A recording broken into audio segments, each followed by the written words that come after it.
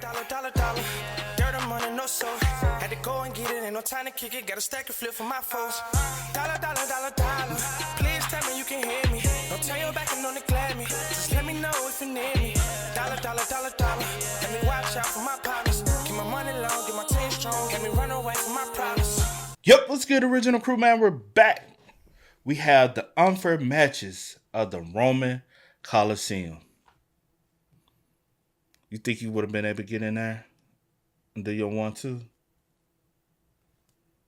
I don't know. You know about the Roman Colosseum and all the the gladiator matches and stuff.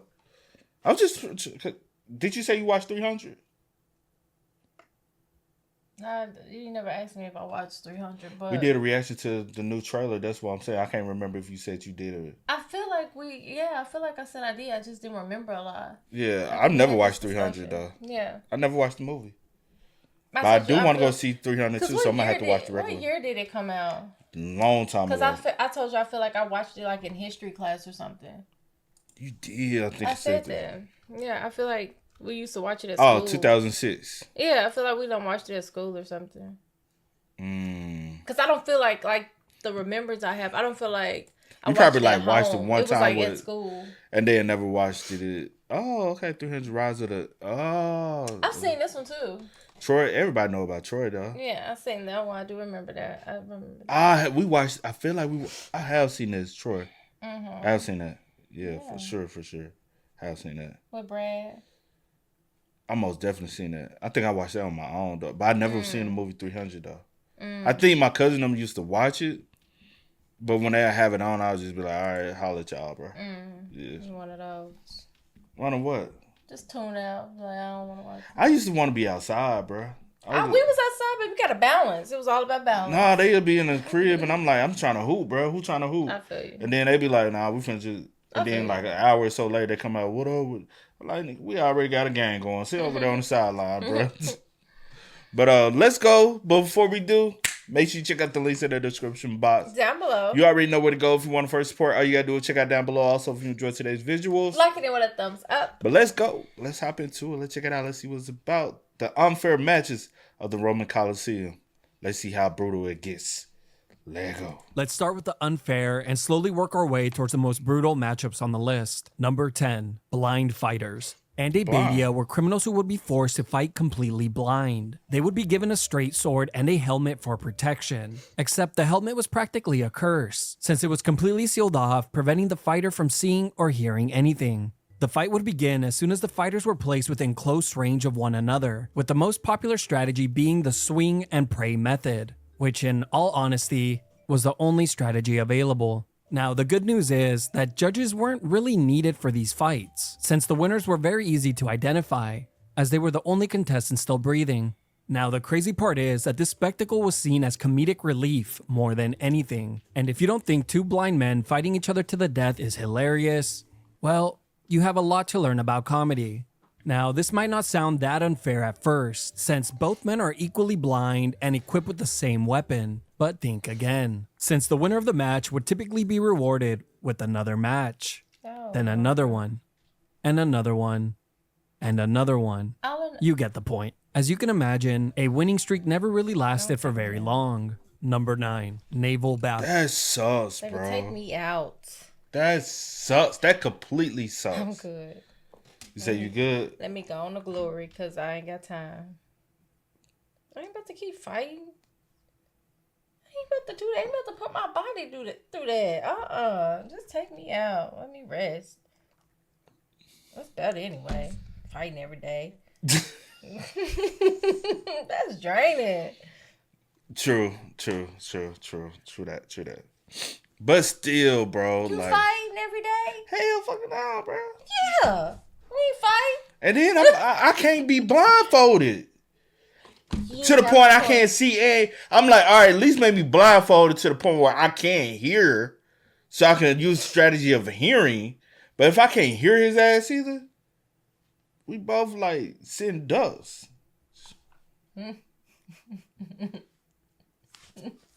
Just better swing. Just swing. Just swing. Swing. Boy, he gonna give up. They see, ah! And he can't hear you scream. Ah!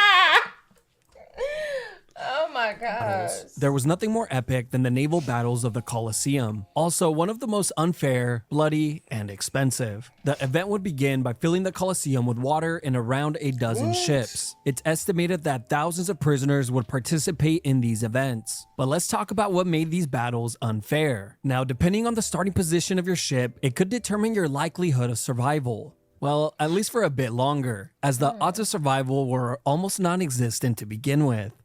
Ships that started in between two other ships would make for an easy target, easily creating a 1v2 scenario. True. Prisoners would invade other ships, killing everyone that stood in their way, while others would simply use the more popular strategy we see today, which is, of course, running away from all fights and sneaking their way to the final round, where they can hope to steal the win with a single kill.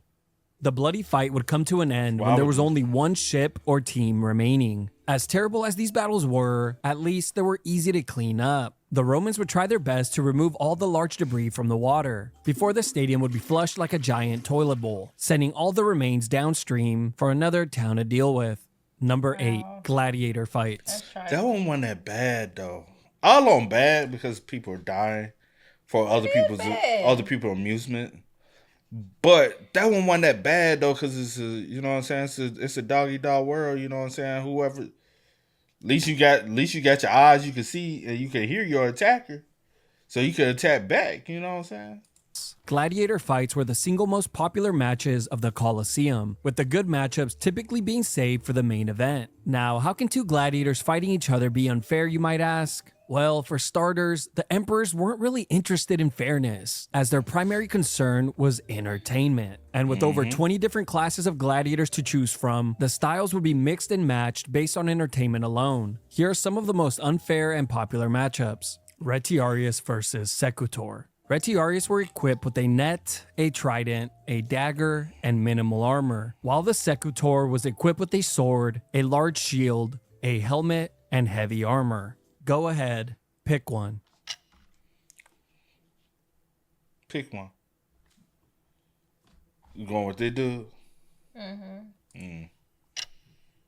If you chose the Secutor, well, GG's, you're dead, as the Retiarius just had to keep his distance and poke at the Secutor. Or better yet, trap him by throwing his net on him, giving him enough time to emote before poking him to death. Alright, let's try another. So what? I forgot he had the little net. I looked at it. And his weapon is longer. Yeah. You know to be real. Never mind. What? Nothing. Well, say it. Say it. Don't hold back. Nothing. Oh, y'all. I wanted to go with him. Ah, stop it! I only went with him because he had the little shield. I said, at least use the shield. Do something. Block him. You can't block that net, though. Other one, Murmillo versus Thorax. Who you going with? First, you gotta give me some information.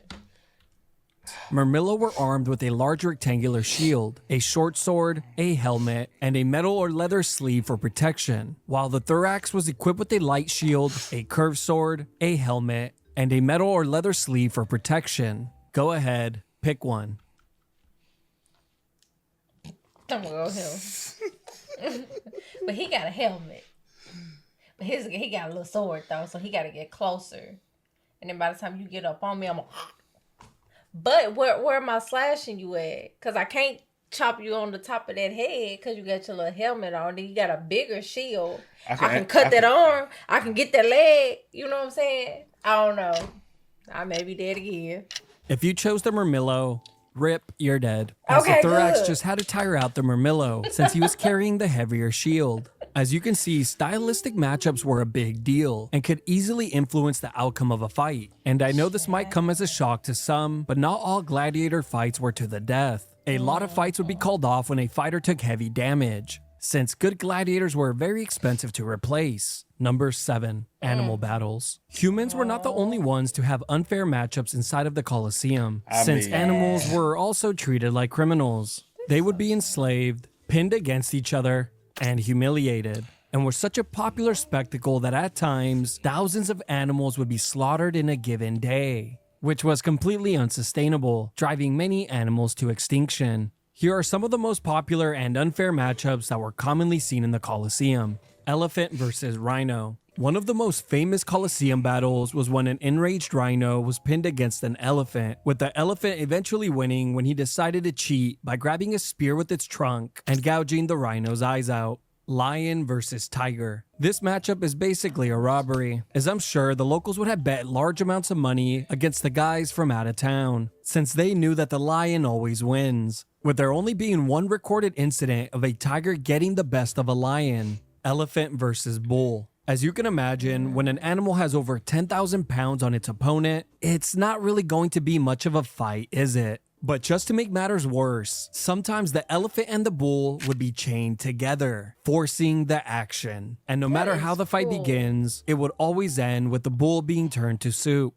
Really quickly, here are some of the other animal fights that were very popular. Rhino versus bear, rhino versus buffalo, rhino versus elephant, crocodile versus hippo, tiger versus bear, bear versus bull, bear versus wolves, goro versus scorpion, lion versus bull, lion versus bear, lion versus panther, lion versus chimp, lion versus hyenas, lion versus basically any animal the Romans can get a hold of. Number 6, 1 versus... That might have been a good, interesting match, Yes, though. man. I'm in that joint. I got my money. I got my money up. Just give me my money. That's what I win. When I wait to have my check. Have my check, ho. Have my check. Have my... I can't stand you. I really can't. Hey.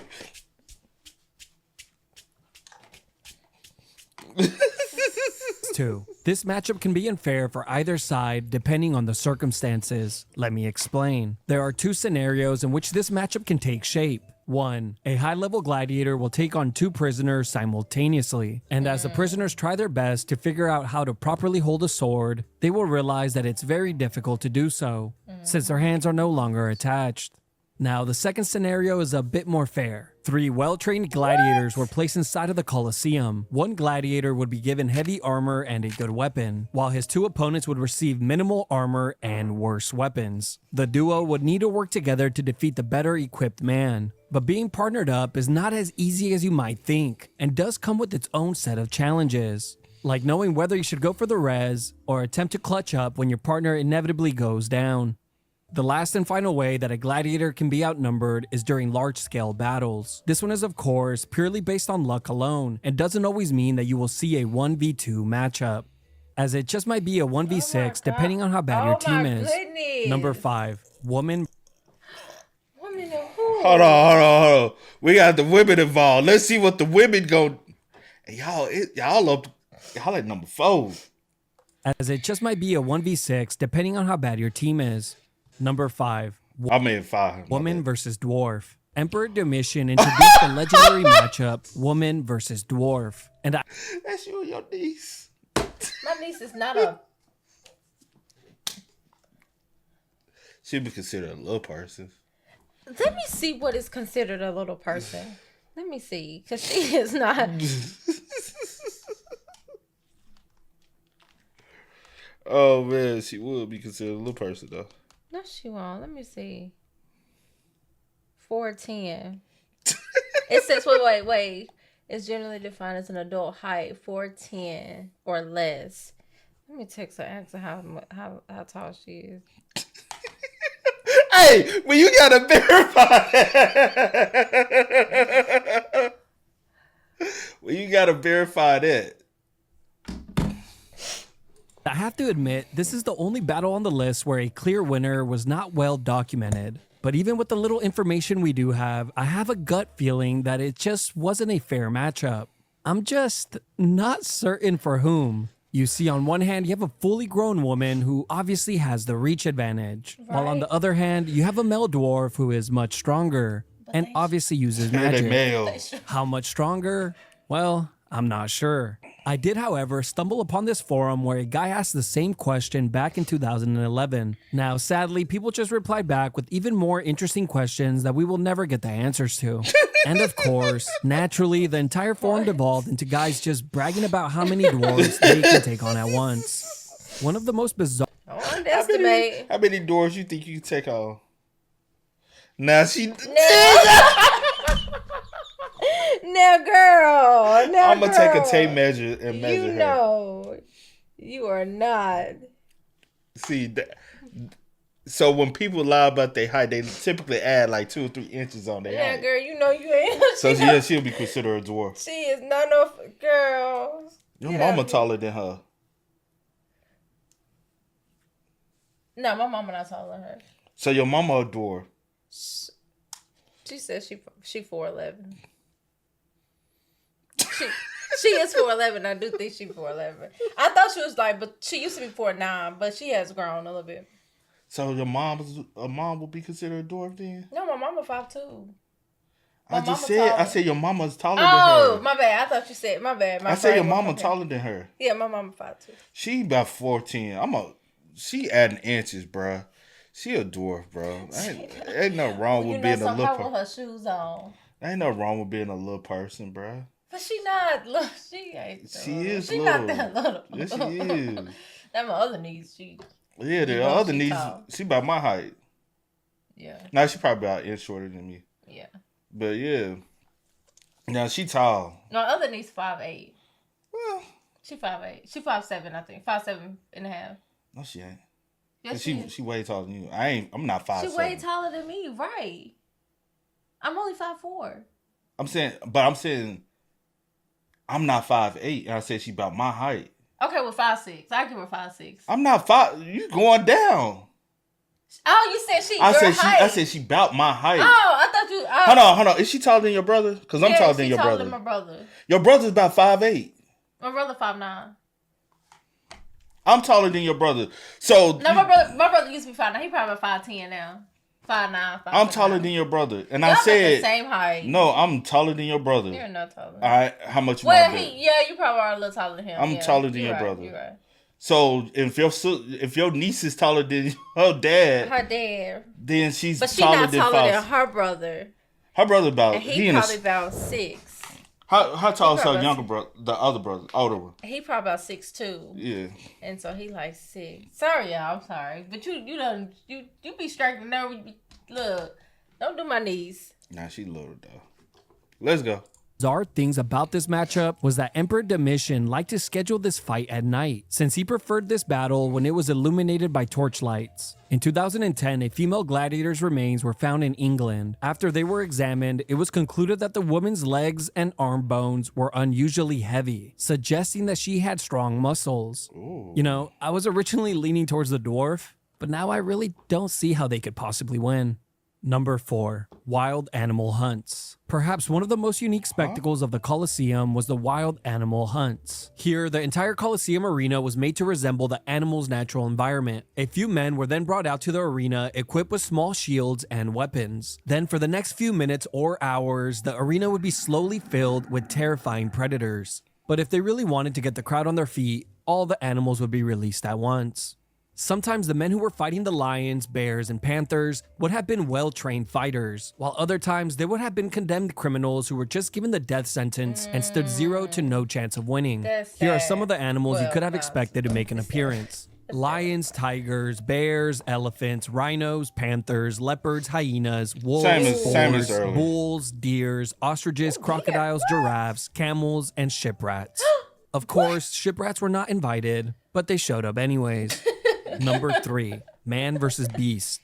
Man vs. Beast matches were one-on-one battles and were the second most popular spectacle, only behind gladiator fights. Now, there were basically 2 ways that this matchup would be arranged, with both of them tailored for maximum entertainment for the crowd. The first one was when a professional slave or volunteer fighter known as a bestiarius would face off with a terrifying beast. The animal could be anything from a lion, leopard, tiger, bear, or any other large and powerful creature. These battles would typically end with the animal being defeated, even if the bestiarius took heavy damage. On the other hand, the second matchup was much more bloody and typically ended with the man being torn to pieces. Here, a criminal or prisoner of war would be forced to face off with the animal. With little to no training, it was only a matter of time before the man would become an anatomy lesson. Wow. And it definitely didn't help that the animals were starved for long periods of time before they were brought out, making them a lot more angry and aggressive. There was even a single lion that took out over 200 men before it was finally defeated, which is obviously a padded record, since it clearly fought nothing but tomato cans. Oh, I should also mention there is another event that was very popular and is somewhat related, where a criminal was tied to a stake and then a wild animal would be released to eat him alive. Oh my You know, you would gosh. think that this would be one of those situations where if you've seen it once, then you've seen them all type of deal. But apparently, some emperors love to show this one quite often. Number 2, prisoner versus... That's sad, bro. You think you could have did that one? Yeah, what? Been tied to the pole? Nah, I'm talking about the other one. Fighting the The beast and the... yeah. You catch me in help the bear. You think they're gonna help the bear? They're gonna help you. I don't know, child. See, I ain't like, trying y'all to better find come out. help me. Please help me. Like, man. They fighting killing bears back in the gladiator times. I So mean, they if I was back in that time, then I just have to do what I gotta do. You know what I'm saying? humans have evolved, but I'm sure them species has too, huh? Duh, we all species, all know. but I'm saying them animals. I know what you mean, yeah. Say it and make it I gotta plain. clear it up for Make the. it plain. Gotta clear it up for the dummies in the back Well, or in the chat. versus professional gladiator. Easily one of the most unfair matchups of the Colosseum was when prisoners would face off against a professional and seasoned gladiator. The professional gladiator could have been a slave himself with many fights under his belt, or a volunteer gladiator that was part of one of the many gladiatorial schools. Either way, the criminal with 0 to no experience was basically sentenced to death. You see, what could be worse than being invaded, enslaved, and kept inside of a cell for days? Just to be given a weapon you have never used, then pushed to the center of the Colosseum floor, only for Spartacus to make his walkout shortly after you. Number 1. Rigged fights. What could be more unfair than rigged matches? Emperor Commodus was definitely the worst offender when it came to rigged matches. The emperor ruled Rome from 180 to 192 AD and was even portrayed by Joaquin Phoenix in the 2000 film Gladiator. Commodus was obsessed with becoming a famous and well-respected gladiator, so much so that he would even compete himself. Well, if you could even call it that. An emperor fighting as a gladiator was unheard of. Now, of course, Commodus had the best training in all of Rome and was actually very talented with the sword, but that wouldn't stop him from rigging fights by secretly injuring men just moments before they were brought out to face him. His opponents were injured in a way that could be concealed under their armor, but be devastating enough to hinder their performance or make a limb unusable. Another strategy that the emperor would use was simply fighting men with 0 to no experience, making for another easy W. Emperor Commodus would have the longest undefeated record as a gladiator, and it's suspected that he competed hundreds of times. He would also charge the Roman treasury around 25,000 pieces of silver every time he competed. There are many things you could call Emperor Commodus, but one thing you can't say is that he ever discriminated, since animals were also injured and thrown in to face him. Apparently, he killed hundreds of lions, ostriches, some giraffes, and on one occasion, even killed 3 elephants that were just laying on the floor.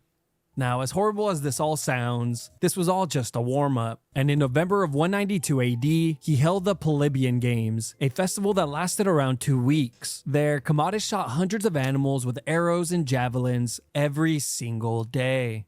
But if it makes you feel any better, 1 month after the Polybian Games, Commodus would be strangled to death inside of his bathtub by a professional wrestler named Narcissus.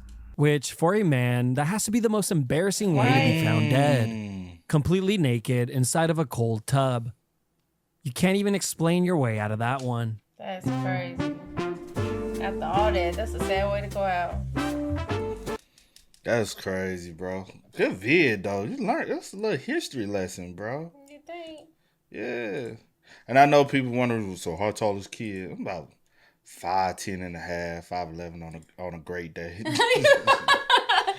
You just said, but peep this. You just said your brother's 5'10". I'm taller than your brother. I've been beside your brother, and I'm like, I'm taller than him. he my brother like 5'9" and a half on a good And day. I'm gonna say this. I done looked your uncle. How tall is your uncle? Wow, which one? The big one. The one here? Yeah. This way? Over He 6. probably about 6'3". I don't think he that He about big. 6'2". He I ain't about gonna. 6'2". I'll say this. I don't think he that big. Why? The night you had when we was over your auntie house, me and him look eye to eye. Babe. I don't think he that big. My He a big my dude uncle now. about 6'3". He is about 6'3". But I swear, me and him was looking eye to eye, bro. I'm telling you. being able. Anyway. What was the liquor? Was it? maybe so. Maybe you feel. No, he was. I'm saying he was on the liquor. Not me. I was sober that day. Maybe. You were drunk. Well, you weren't. I'm not drunk. Wait, where? Back home at your auntie crib. Oh yeah, he was drunk. He was drunk. I'm not drunk. I'm not drunk, but yeah, he about 6'3". Yeah. 6'2.5", 6'3". And the crazy thing, so my mom's short. My dad about what, 6'1", 6'2". 6'2", yeah. My dad about 6'2". My sister's tall. All my sisters are tall. Your sister's probably about 5'7", 5'8". 5'8", yeah. My other sister about the same size. Same size. My uncles, everybody. The other sister short. One sister, she's short. The oldest one, she's short. Everybody else, whole family, about 6'2". On my dad's side. On your dad's side, yeah. Now, on my mom's side, everybody's tall too, though. My cousins, except for the cousins. Why your hand all close over, cousins. over yonder? Couple cousins, they over 6. I got a tall cousin 6'5". His dad is 6'6". Other cousins, he about no. Oh, go ahead, Tom. Nah. Go ahead. But I'm just right there in the middle. But I do got little cousins. That's about 5'6". Nah, they little. And I'm talking about dudes. They older than me, but they short. So I'm like right there in the middle. But then I got other cousins that I'm on. Yeah, ain't no wrong with it. You a good height. I'm just right there, bro. About 5'10" and a half, 5'11" on a good day. You a good height for me. I'm short. Why everybody be thinking you mad, see?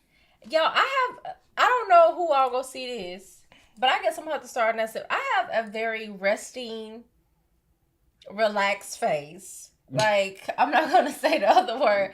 My face is very relaxed. Sometimes I look mean, or I look mad, or I look irritated or angry. I be the happiest. Sometimes I be a little tired. Now that yeah. We both sometimes be tired. It's just because we do a lot. Especially depending on like the time, yeah. But or what we done did before. Yeah, because some stuff be long and it be a little energy draining. But I do not be mad. I do not be angry. I'm not a mean person. Like, sorry that I look the way I look. Yeah. Can't help that. It's just always, man. Yeah. All right, man. Y'all spell us up in the comments, man. Let us know y'all thoughts down below. Please But do. until next time, y'all know how it go, man. I do go by the name DJ New Kid. This is Sierra Nicole. We are. Kid and C. We are. Go and get it, ain't no time to kick it. Got a stack and flip for my foes. Dollar, dollar, dollar, dollar.